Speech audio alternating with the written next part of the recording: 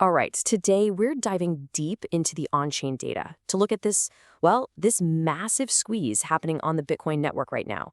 You've got two huge forces pushing against each other. One is coming from the miners, the people actually producing the Bitcoin. And the other, that's coming from the market. Let's get right into it. Okay, let's kick things off with a number that should really make you sit up and pay attention. $80,000. That's roughly the cost right now for a miner to produce just one Bitcoin. And with the price trading way, way below that, well, you can see the problem, right? This isn't just a difficult market for them. For a whole lot of miners, this is literally a fight for survival. So this really sets the stage for everything we're going to talk about today. You've got these two things happening at once. On one hand, a full-blown production crisis. The miners, the absolute backbone of the network, are bleeding money. But on the other hand, you've got this market standoff. Investors are just not selling. They're refusing to give in to cause that big capitulation event that usually tells us we've hit the bottom.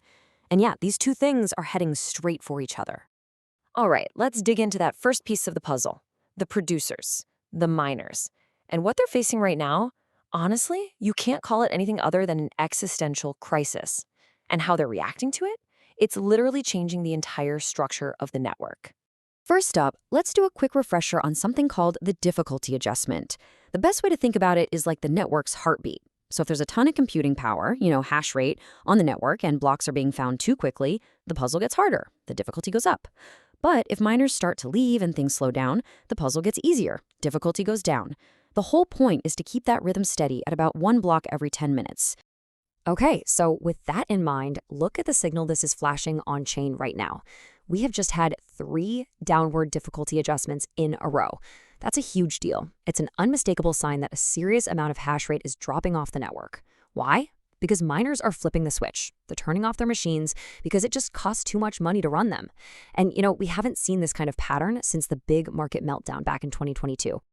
And if you want more proof, just look at the miner wallets. The on-chain data here backs up the story completely. What you're seeing is Bitcoin moving out of miner wallets. And just look at that massive spike right after the price dropped below $70,000. We're talking almost 10,000 Bitcoin on the move, and you can bet it's heading for sale to cover their bills. This isn't just, taking a little profit. This is a sign of real significant financial pain. And hey, don't just take my word for it. This isn't just us reading the tea leaves. A recent report from CoinShares put it in really stark terms. They said that this last quarter, the one right after the April 2024 halving, was one of the most difficult periods for miners, period. So the economic pain, it's real, it's documented, and it's severe. So you gotta ask yourself, what does a smart, publicly traded mining company do when this happens? Well, they don't just give up, they pivot. And this isn't just about survival, it's a major strategic shift. They're looking at Bitcoin mining and seeing red, so they start looking for better profits somewhere else. And where are they looking? To the absolute hottest sector right now, AI and high-performance computing. The beautiful part for them is it uses a lot of the same infrastructure. And just look at this projection to see how insane this pivot really is. For a lot of these big mining companies, what started out as just a little side hustle, a way to diversify, is quickly becoming their main gig. Think about this. By 2026, the estimate is that 70% of their revenue could be coming from AI. 70%! With Bitcoin mining, well, it becomes a secondary thing, making up just 30%. Now, this whole economic pivot isn't happening in a vacuum. It has huge global consequences, because as these big established miners shift their resources over to AI, the dedicated Bitcoin mining that's left over is being forced to move. It's migrating, and it's on the hunt for the one thing that can keep it alive, the absolute rock-bottom cheapest energy you can find anywhere on Earth.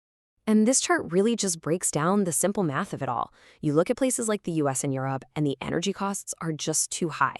It's becoming almost impossible to mine Bitcoin at scale and make a profit. But then you look at regions with state-controlled, super-subsidized energy, places like Iran and Russia. There, the cost is so low that mining is still wildly profitable, even with Bitcoin at these prices. So, what's the big takeaway here? This is the really crucial point. We could be watching the world's hash rate centralized geographically. A huge chunk of the network's security, its very foundation, could move away from the West and get concentrated in totally new geopolitical zones. And you don't have to be a genius to see that has some pretty massive implications for the future of Bitcoin's decentralization and security. Okay, so that's the miners. Now let's switch gears and look at that second major pressure point, the market, the investors. Because while the miners are being forced to give up, investors are doing the complete opposite. They're holding on for dear life. And this standoff is putting the whole historical market cycle to a really serious test. So that leads to the big question everyone is asking. Where's the capitulation?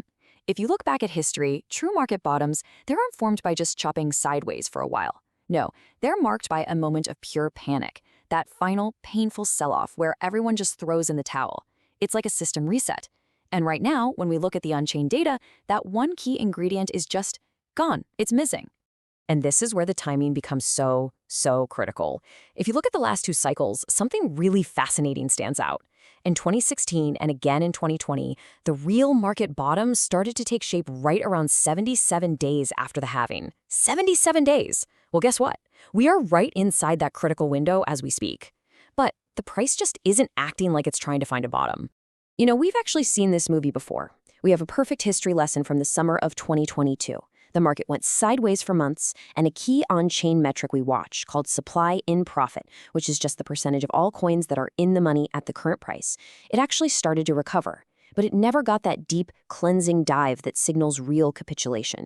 And because it didn't get that reset, the recovery was built on sand, and it led to another brutal crash. And this is what's so spooky. You look at the 2022 pattern, that period of calm right before the storm, and then you look at today. It is an eerie echo. That supply and profit metric is just stubbornly high. It's telling us that investors aren't feeling the pain yet. They're not panic selling.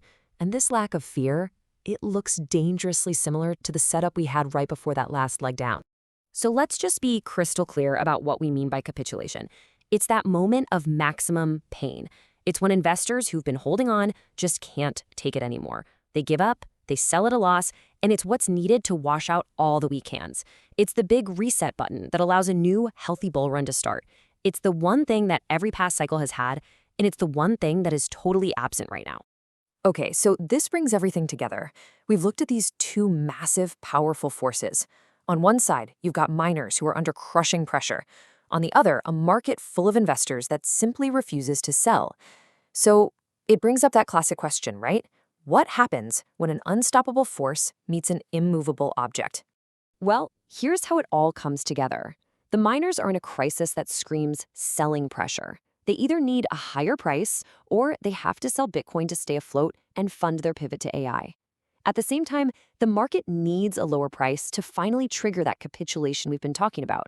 See how both paths are pointing to the same thing? They both seem to require a big price move to resolve this standoff. It sounds crazy, but a sharp correction might actually be the healthiest thing for the network right now. It would clean out the inefficient miners and reset the market cycle all in one go. And that leaves us with one final fascinating question to think about. For this whole cycle to restart, who's going to break first? Who has to capitulate? The miners who are producing it or the investors who are holding it?